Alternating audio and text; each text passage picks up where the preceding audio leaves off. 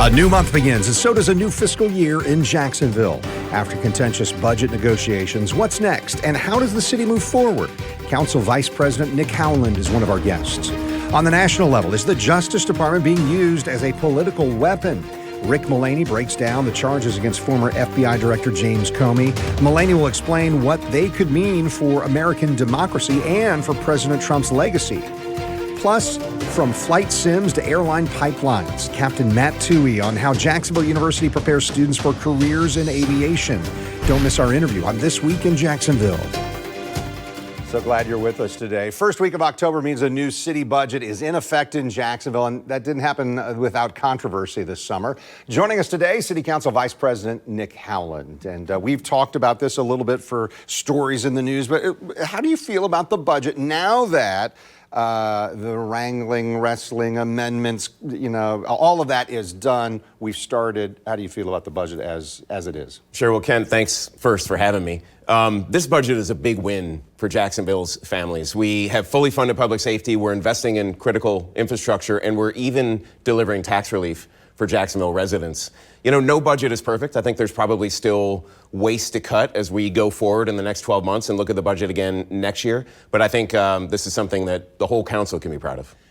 19 council members, all different kind of backgrounds. What's your background that says, yeah, you've got a keen eye for how budgets should be put together? Yeah, well, 25 years in business with a degree in finance when I got my MBA. That helps me kind of take a keen eye and a fine-tooth comb to the city's budget, and I do that every year. I was on have been on the finance committee 3 years in a row now, and I was chair 2 years ago.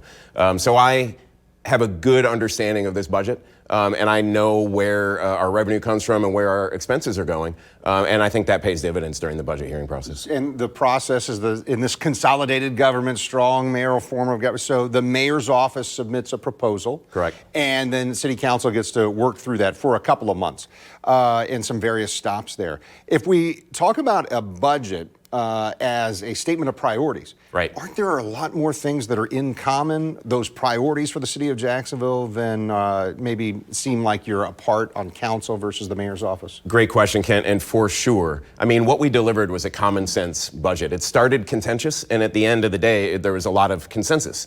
We delivered a budget with a vote of 15-2. 2 had to abstain, so we have 19 on council. It would have been 17-2 had they been able to vote, is my understanding. So, what we all can agree on is that public safety is the #1 priority. And in this budget, we spent over $1 billion, or will be spending over $1 billion in public safety. That's a little more than half. Yeah, a little bit more than half of the city's general budget. The overall of what we approved in the August hearings, when you include the independent authorities, is about $9 billion. But of the city's general fund, that's about $2 billion, a little over half go to public safety. And that for police, that means we're investing in the technology, the equipment they need. Same for firefighters. The city of Jacksonville gives our heroes what they need. It's not true in all cities, but we do here in Jacksonville, and we can all agree on that on city council. One of the things that we noticed is the state kind of coming and putting some pressure, or at least turning their eyes towards the city of Jacksonville when it came to budgeting and spending. Blaise Ngolia is the chief financial officer. He made a few stops in Jacksonville, and this just last week, Governor DeSantis in Jacksonville, at the airport in this case, saying Jacksonville is an example of cities that spend too much. Do you agree with any of that? And if so, didn't that start under the previous administration, which was Republican Mayor Lenny Curry? Well, in the last 2 years, we've had excessive spending.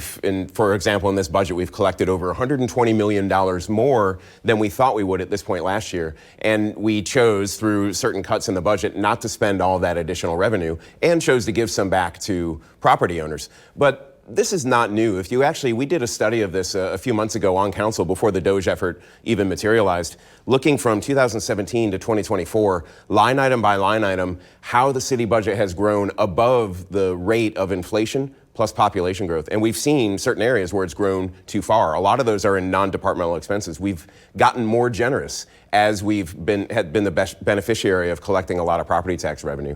So they're not wrong that there's places still to cut. there's still waste in the budget. And in fact, they're exactly right. And we'll keep looking at that. We want to make sure that we're good stewards of taxpayer dollars and deliver common sense budget for the people of Jacksonville. And the reason I bring up the previous administration, when the CFO initially came to Jacksonville and said, hey, look, over the last 5 years, so that includes 3 years of Mayor Lenny Curry, 2 years of Mayor Deegan, over the last 5 years, we got $200 million that was, spent that shouldn't have been. That's why I bring that up. Yep. Let's talk a little bit about something that you've mentioned to me is important to you, and that's Cecil Field and the potential for growth at Cecil Field. What do you want to see there? Oh, I want to see job growth and growth in the aerospace industry. And Kent, we've talked before, my priorities when I was running for office, my priorities on council, and my priorities if I'm so lucky to be chosen as council president next year are always public safety, infrastructure, and critical services. And then beyond that, creating jobs for Jacksonville's family. That is my motive for the Cecil Field initiative that I'm pursuing right now.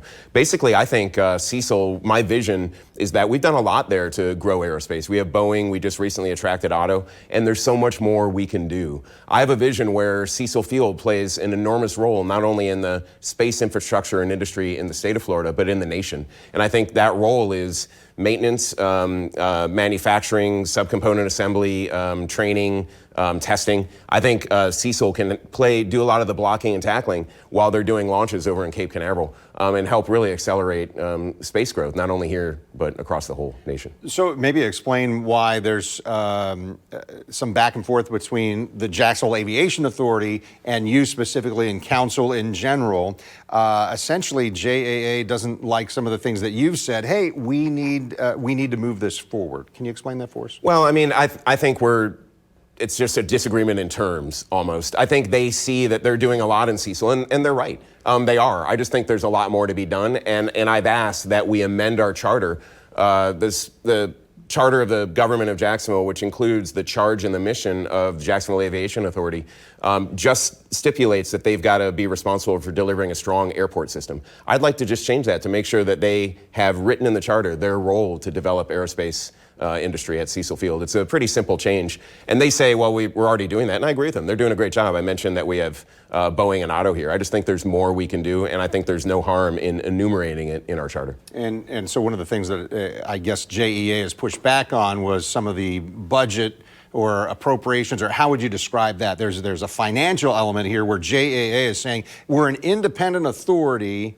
They didn't say it this way, but kind of saying stay out of our business. Yeah, again, just a minor disagreement that I'm pretty sure will be resolved. Basically, in City Council, we looked at their budget and we said, all right, your investment in Cecil Spaceport are in the out years. Let's accelerate that because there's things we can do now to support not only local, but statewide and even national objectives and intentions for Cecil Field. So we accelerated some of those out-year investments. We also took money from their retained earnings and put it into their consultant line in the general budget at the Aviation Authority and said, deliver us a plan for how you're going to grow jobs and grow aerospace industry at Cecil. I think those are reasonable adjustments, and it's all in the effort, as I said before, to create jobs and grow aerospace at Cecil Field. I think Cecil has an enormous opportunity to be a growth engine for Northeast Florida.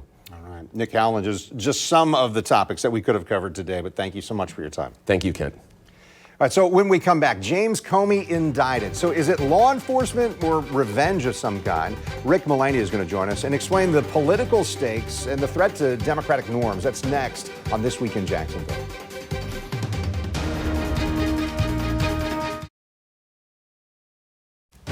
You're watching This Week in Jacksonville with Kent Justice. Jacksonville University's Public Policy Institute Shercliffe Executive Director Rick Mullaney is our political analyst at Channel 4. And Rick, I know we've been talking. We wanted to maybe discuss Department of Justice charging James Comey with perjury. So this is about testimony he gave to Congress a few years ago, 5 years ago. Comey was appointed FBI director in 2013 by President Obama. Why these charges and why now? Kent, the background you gave is important to know what happened here. Back in 2020, he gave testimony before Congress, which is the basis for these charges. It was Donald Trump was president back then, and they actually looked at it and did not bring charges. Now, 5 years later, the statute of limitations ran last week on Tuesday, and because that statute of limitations was running, there was some urgency about this. The U.S. attorney in Virginia decided not to bring charges, didn't feel there was enough evidence here. He got fired by the president. The president brought in someone else who was not a prosecutor. She went before the grand jury, and she got an indictment for both perjury and obstruction of justice. When you put those pieces together, statute of limitations problem, former the prior district attorney not wanting to go forward, some questionable facts, it really does begin to create the impression of a political prosecution, but it also reminds you of a prosecution by Alvin Bragg. In New York, when he was the district attorney for Manhattan, what he did then was a case involving Donald Trump from 2016, statute of limitations earlier. The prior DA, Cyrus Vance, said, I'm not bringing charges. He chose to bring those charges. Many criticized that as politically motivated. Many are criticizing this as politically motivated. I think it's important that we begin to take a look at this and say, really, the weaponization of the criminal justice system needs to change. And to your point, both sides are trying to do that or seem to be doing that. Is that accurate? They do. And go back, for example, Letitia James. She ran on the notion that I'm going to get Donald Trump. And she went after him with an over $500 million verdict that has since been reversed in terms of the judgment. But Donald Trump has been very explicit in his comments that he's going after those who he doesn't like. That includes James Comey. It includes Adam Schiff. It includes Letitia James. It includes the search of the home of John Bolton. I would ask Republicans and Democrats to be somewhat consistent here. If you think it's improper to say you're going to target someone when you get in office, and I'm in the camp that says it is, it's good for the Democrats, it's good for the on the Republican side. I say this as a former prosecutor, and I was a prosecutor for 10 years. The integrity of the criminal justice system is at stake. And a prosecutor should never bring a charge that they don't have a reasonable probability of conviction. And it should not be brought for political purposes. Many believe that Alvin Bragg would never have indicted Donald Trump if his name hadn't been Donald Trump. And many believe that James Comey would not have been indicted except that his name is James Comey. So take me into like the grand jury room, because that's different maybe than what some people would understand it to be. It's helpful because over the weekend, the majority leader on the Republican side, Majority Leader Thune, said, well, remember, a grand jury brought these charges. And it's important to go behind the grand jury, just with Alvin Bragg and here. Having been in the grand jury room, here's what it looks like. There's no judge in there. There's no defense lawyer in there. There's no rules of evidence in there. And that's why there's an old expression that in the grand jury, a prosecutor can indict a ham sandwich, in part because it's a very lopsided proceeding. What's interesting here with Mr. Comey is that the third count, the grand jury actually delivered a no true bill, which is very rare, meaning they would not indict him on that, because it appears in this very short indictment, which is 2 pages long, that was rushed. It appears it was rushed to meet the statute of limitations.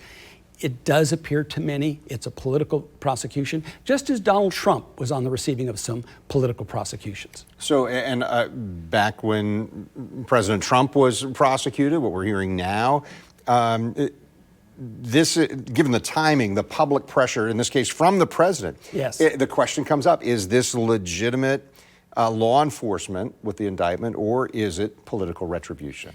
The Republican argument is this is about the rule of law, but that's what the Democratic argument was with Alvin Bragg. Be careful what you pray for here, because I do believe that the Bragg prosecution in New York for Donald Trump actually worked politically to the advantage of Donald Trump. It galvanized his support.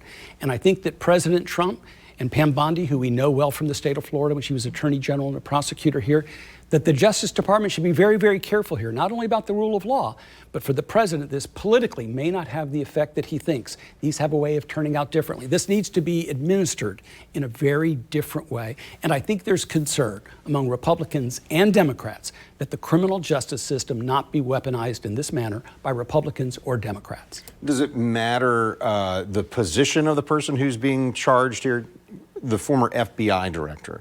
Does that tear away at the trust that we can have in some of these leaders that we want to see in our federal government? It can, but his elevated status as the director is certainly the status that mattered most, of course, is that Republicans and Donald Trump, I think, could argue they have some very legitimate concerns about the performance of James Comey. That's why he fired him, is because he did have concerns. But that's separate from bringing criminal charges. That's separate from an indictment. Let me tell you, as a former prosecutor, the prosecution is not supposed to be the punishment.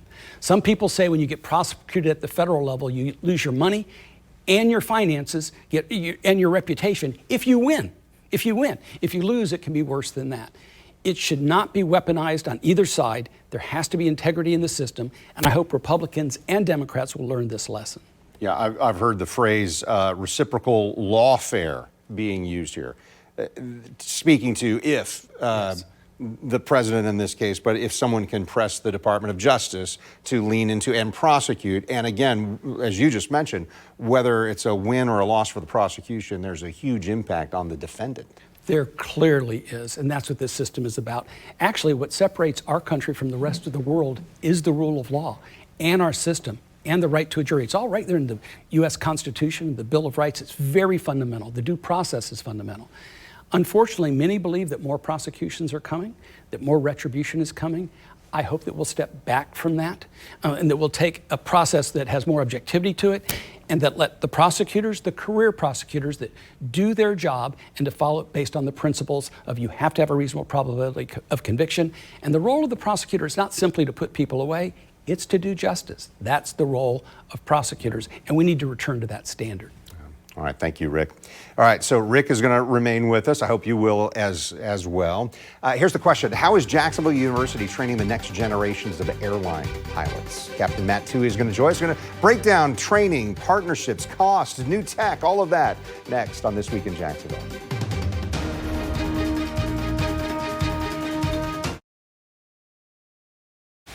You're watching This Week in Jacksonville on Channel 4. Here in our final segment, Captain Matt Toohey is with us. He's the director of Jacksonville University School of Aviation. Rick Mullaney, a colleague of his at JU. And we started talking about this. We thought it'd be a great topic just to talk about what's happening at the School of Aviation. Captain Toohey, I know you've grown. 2022, you told me you had 220 solo students. How many do you have now? We're up at about almost 317. Is what's the latest sentence. Yeah, it's substantial and growth. it's substantial growth, and it is, I mean, it's phenomenal.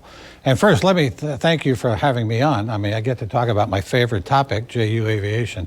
So, but we have a spectacular program out there, and the students are actually the thing that make it the best. We've got some of the best students around. So a month ago, a little more than a month ago, our station was out in Arlington. So you and I got to talk a little bit about this for that particular program. I thought this segment, I wanted to hear more about, I guess, top priorities for the school and what you see as success over the next 3 or 4 years. Well, top priority is to continue producing students that the industry wants. And we have a superb reputation with both the regional airlines and the major airlines. You know, our program was founded in 1983 by our unfortunately passed away beloved Chancellor Emeritus Fram Kinney. And so our first graduates have actually retired from their aviation careers already.